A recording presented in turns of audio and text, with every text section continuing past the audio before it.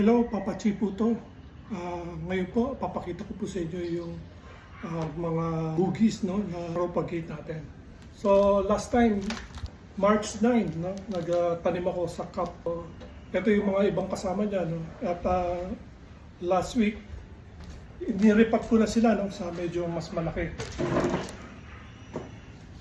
Okay, dito po. No? But hindi ko muna tinanggal yung plastic. No? Pinasigaw ko muna to. At after 1 week, ito, tatanggalin ko na siya. No, so, itong bugis na to, ito ay Citra manduring. No? Tatanggalin na po natin yung plastic. No?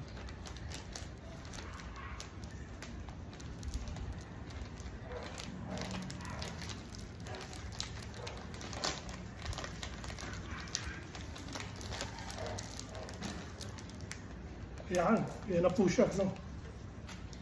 So, yan, lumaki na siya, no? Tsaka medyo mataba na yung stem niya.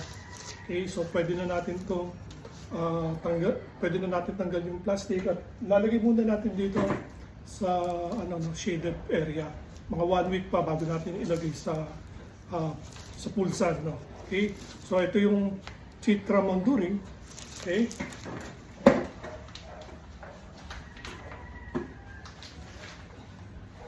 Naman po, si Mr. and Mrs. No? Okay, so tanggalin na rin natin yung plastic niya.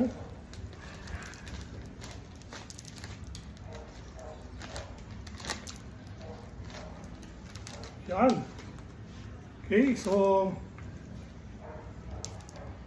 malaki na rin siya. No?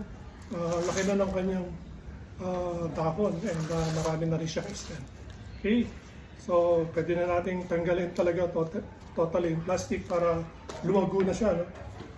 Okay.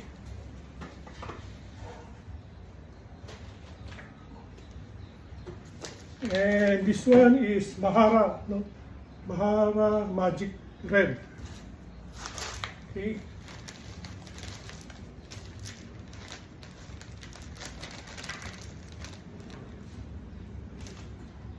Yan. Okay. So yan, matibay na yan. Hindi na yan mag-die back. No? Hindi na. Okay.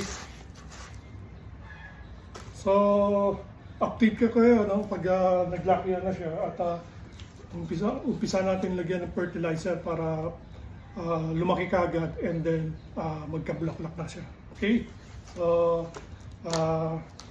update ko na lang kayo sa magiging progress.